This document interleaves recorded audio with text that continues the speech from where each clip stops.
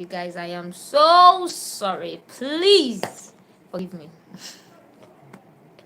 Please, you people should just find a place in your heart to forgive me. And for that reason, I'll be dropping 2 episodes for you today. Yes, we'll be getting 2 episodes today. Thank you. Yes, that's what I'm going to do. At least for compensation of being absent. I've been very busy. A lot of things and going up and down, so please pardon me. So let's get right into it. It's Act of God's Captive into Call of the Captive's Diary, episode 69, written by Precious Chinwe Obialor-Ukazim. Alright, let's get to today's episode. That night at Unamdi's house, the whole family sat down at the dining to eat a traditional Nigerian meal, and Junior couldn't resist teasing Sarita again. Sarita, today you're going to learn how to eat fufu like a true Nigerian, he said, grinning mischievously, and everybody looked at direction, smiling. Unamdi stole a look at her and smiled to himself. Sarita giggled, ready to learn. When she saw everyone washing their hands, she followed suit and washed her hands too, then watched as they ate with their bare hands before doing the same, and suddenly everybody erupted with laughter. Sarita, not like that, Junior said, laughing, and she looked uncertain. What do you mean? I thought I was eating it right, she said, and Junior chuckled. No, you have to pound it with your hands first, like this. Chisholm demonstrated, pounding the fufu with her hands. Junior also pounding the fufu in his hands for her to see and making a big show of it. Sarita hesitated and tried to follow suit, ending up with a big globe of fufu stuck to her hand, and the room erupted in laughter again as Sarita exclaimed, "It's not working!" Oma, who had been quiet and minding her business, couldn't help but laugh along with the rest of the family after seeing Sarita struggle with the fufu. She stole a quick look at her father and their eyes met, and she quickly looked away as she had been avoiding eye contact with him. She felt her father was not happy with her, that he must be very disappointed at her for choosing to get married at 19. Instead of facing her studies, and she couldn't bear to look at his face, and of course didn't look his direction again till after the dinner. And immediately after the dinner, she went back to her room and locked herself up in there. Onemeka was reading a book in the room when Junior entered, and after a brief silence, he asked, "Do you like her?" Junior asked his brother. "Who?" Onemeka replied, looking up at him. "Sarita." Junior replied.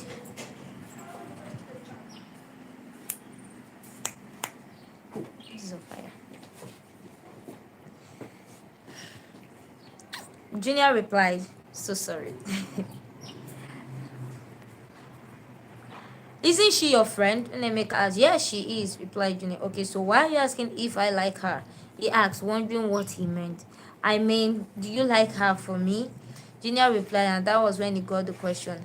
"I love her so much and I plan to get married to her someday. We are not dating yet, but we are hoping to start out officially once I turn 20. He added. "Oh, was I supposed to like her for you?" Onemeka asked, and Junior chuckled. "I mean, does my opinion count?" He added. "Come on, you're my twin brother, and I just want to know how you feel about her. Do you think I'm making the right decision desiring to marry her? Is she beautiful though enough? I mean, I just want to hear something from you." Junior told him, and for a moment Onemeka was quiet. He didn't know what to say. "Well, I don't know what to say, but she's cool. She's beautiful. If you love her and you've prayed and you've got God's approval, that's all that matters," Onemeka told him, and Junior smiled, happy to hear that from him. "What about you? Do you have a girlfriend now?" he asked Onemeka. "No, I don't." Hey. He replied almost immediately, picking up his book again, but the inquisitive Junior was not yet done. "You've not found someone you really like?" he asked him curiously. "Having a girlfriend is the least of my problems," Onemeka replied, dropping his book, then excused himself and entered the toilet. Even though he was not pressed, he just wanted to avoid the conversation. Meanwhile, as Sinachi lay in bed, she couldn't shake off the feeling of uncertainty. She had seen the hesitation in her father's eyes, and it made her wonder if he would ever agree with their decision. She thought back to the conversation, replaying every word, every expression. Her mind was a jumble of emotion, and she couldn't help but feel a sense of desperation. She just wanted her father's approval, his blessings, to marry the man she loved. Meanwhile, David was doing some soul searching of his own as he lay in his bed. He thought about his future with Umasinachi and the kind of life they would build together. He knew that her father's approval would mean the world to them, and he couldn't bear the thought of not marrying her. He prayed fervently, hoping that Unamdi would see the love they shared and grant them his blessings.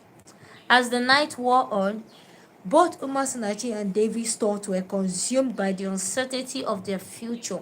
They both knew that the next step was crucial, and they could only hope that their love would be enough to convince her father that they were meant to be together. Umasinachi's fingers trembled slightly as she dialed David's number. He answered on the first ring, his voice warm and gentle.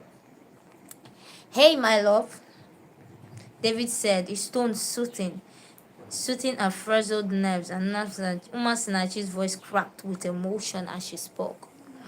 "I was thinking about what my dad said, and I just wanted you to know that I'm all in, David. I love you and I'm committed to us," she said, and David felt filled with reassurance replied, "I'm all into Masinachi. I love you more than anything. We'll face whatever comes next together, okay?" He assured her, and tears pricked at the corners of Masinachi's eyes.